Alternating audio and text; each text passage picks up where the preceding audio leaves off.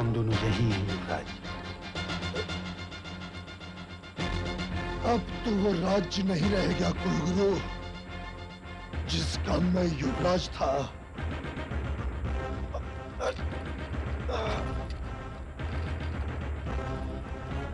किंतु जब तक मैं जीवित हूं, ये युद्ध समाप्त नहीं हो सकता।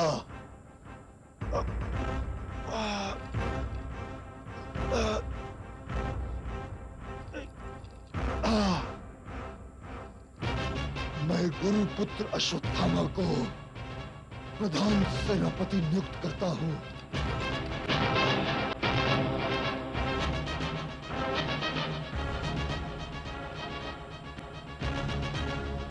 क्या आदेश राजन? आदेश राजन।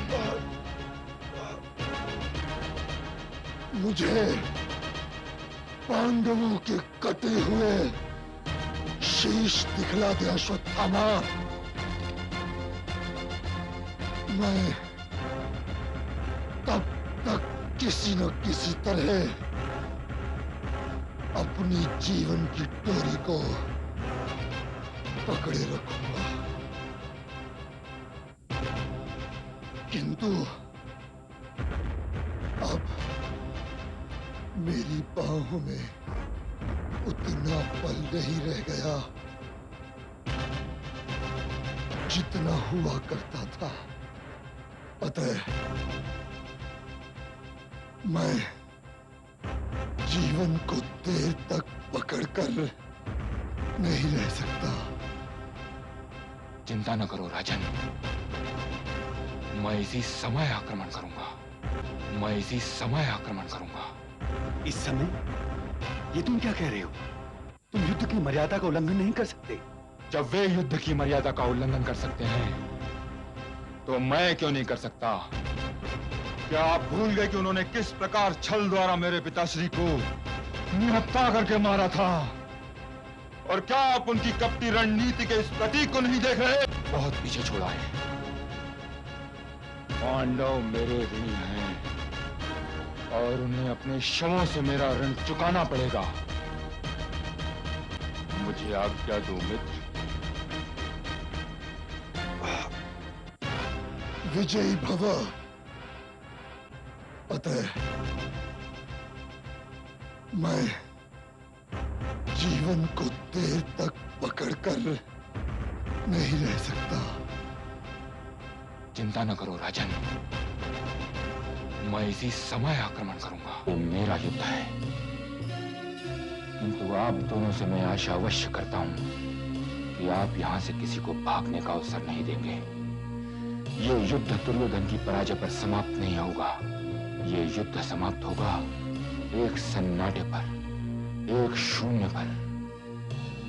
यदि दुर्योधन नहीं तो पांडव भी नहीं होंगे। इसी रणभूमि में दुर्योधन के शव के साथ साथ उन पांडवों के शव भी होंगे।